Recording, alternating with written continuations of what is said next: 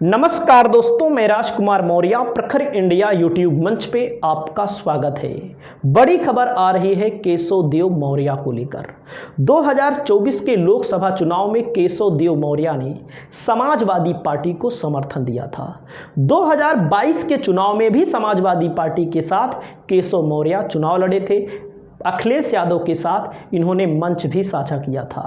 अखिलेश यादव को लेकर इन्होंने एक ट्वीट किया है जिसमें इन्होंने अखिलेश यादव की तारीफ की है। और क्या लिखा है पहले आप ये देखिए, पूरी बात सुनिएगा अखिलेश जी क्या बोल रहे हैं। इसमें कोई संदेह नहीं है कि सपा और बसपा की सरकारों में बेहतरीन विकास कार्य हुए। यानी कि इन्होंने अखिलेश यादव की और मायावती की तारीफ की है। बहन कुमारी मायावती जी और अखिलेश यादव जी को बेहतर गुणवत्ता वाले सड़क, हॉस्पिटल, स्कूल, कॉलेज बनाने तो आते हैं, लेकिन इन दोनों को परिस्थितियों के हिसाब से कूटनीति का सहारा लेकर सरकार बनाना नहीं आता है। केशव देव मौर्य वही हैं जिन्होंने लोकसभा में समाजवादी पार्टी को समर्थन दिया था, लेकिन बीचों बीच लोकसभा में जब चुनाव चल रहा था, जैसे ही बाबू सिंह कुशवाहा का नाम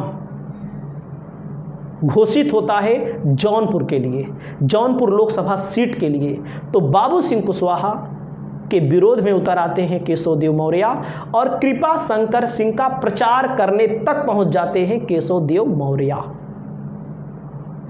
लेकिन बाबू सिंह कुशवाहा की जीत होती है और केशव देव मौर्य की हार मनाई जाती है। और उन्होंने किस मामले को लेकर अखिलेश यादव का ये ट्वीट किया है और केशव देव मौर्य को लेकर आपकी क्या राय है, आप लोग कमेंट करिएगा। हमारी यहाँ पर कोई राय नहीं है, आप कमेंट करिएगा। पहले अखिलेश यादव का ये वीडियो देखिएगा। नोएडा के बाद सबसे बड़ा ट्रेनिंग इंस्टीट्यूट 21 महीने में आगरा से लखनऊ एक्सप्रेसवे जो 323 किलोमीटर का था, access control 6 lane expandable to 8 lane हम लोगों ने बना करके तैयार कर दिया।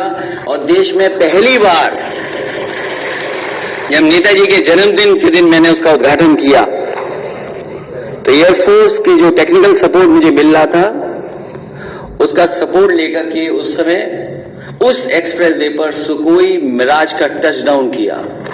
वो शायद देश का पहला हाईवे था जिसमें सुकोई और मिराज उतर गया। हालांकि हमारी सरकार चली गई, हम लोग सरकार नहीं बना पाए। तो हमारे पत्रकार साथियों से जब मेरी बातचीत हुई तो मैंने उनसे यही कहा कि हम लोगों को समझाते रहे और दूसरे लोगों को बहलाते रहे, और उसका परिणाम यह हो गया हम लोग सत्ता में नहीं आ पाए।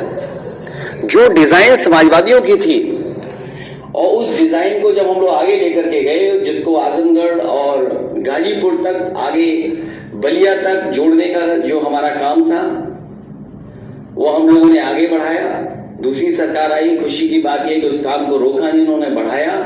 और उसका परिणाम यह हुआ कि समाजवादी पार्टी की जो योजना थी, जिस एक्सप्रेसवे को उन्होंने डिजाइन किया था, सड़क पर जो आपको उतरने की फैसिलिटी दी थी, उसी का परिणाम यह हुआ कि देश के प्रधानमंत्री सबसे भारी वाहन से जो हरकुलस है एयरफोर्स का, उस पर उतरा था और इकलौता हाईवे था। उस समय सरकार के लोगों ने कहा कि हम ऐसे हाईवे देश में बनाएंगे। मुझे नहीं पता, आप बेहतर समझते होंगे कि आगरा लखनऊ एक्सप्रेसवे और पूर्वांचल एक्सप्रेसवे के बाद कोई अगर एक्सप्रेसवे बनाओ तो एक आध तो बना हो, वरना इस फैसिलिटी के साथ कि इमरजेंसी में कभी फौज को हमारी जरूरत पड़े तो ऐसा हाईवे किसी ने डिजाइन नहीं किया। ये तो किया ही किया, लेकिन जो एजुकेशन में हम बदलाव कर सकते थे उस समय हम लोगों ने करने का काम किया।